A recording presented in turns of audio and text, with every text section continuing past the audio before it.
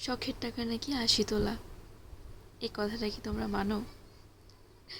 এটা কিন্তু আমার জামাই অনেক বেশি মানে। ওর কাছে নাকি শখের মূল্য অনেক। এটা কোনো টাকা দিয়ে বিবেচনা করা যায় না। এই কথাটা কেন বললাম? কারণটা হচ্ছে, কালকে সন্ধ্যা থেকে না আমার অনেক ফুচকা খেতে ইচ্ছা হয়েছে। ফুচকা বলো বা বেলপুরি, মানে দুইটা হইলেই আমার চলে।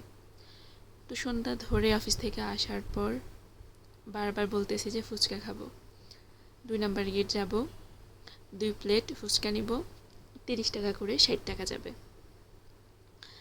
এরপর হেঁটে আসলাম ২ নাম্বার গেট। যে আপুটার থেকে ফুচকা খাবো উনি আজকে বসে নাই। তো পরে আরেকটা দোকানে গিয়েছিলাম যেখানে খাই, ওই ভাইয়াটাও ছিল না। পরে তো আমার মন খারাপ হয়েছিল। এরপরে সিদ্ধান্ত নিয়ে বাসায় চলে আসবো। ও বলে যে না, যেহেতু তুমি শখ করছো ফুচকা তোমাকে খাওয়াবোই। পরে সংসদে যাওয়ার প্ল্যান করে। আমি একদমই রাজি হচ্ছিলাম না, কারণ বাচ্চা কোলে নিয়ে একদমই হাঁটা যায় না। আর এরপরে ও রিক্সা নিল, রিক্সা করে যাওয়া আসা করলাম। মানে খাজনা থেকে বাজনা বেশি হলো। পরে ফুচকাও খাওয়াইলো আর ঝালমুড়িও খাওয়াইলো।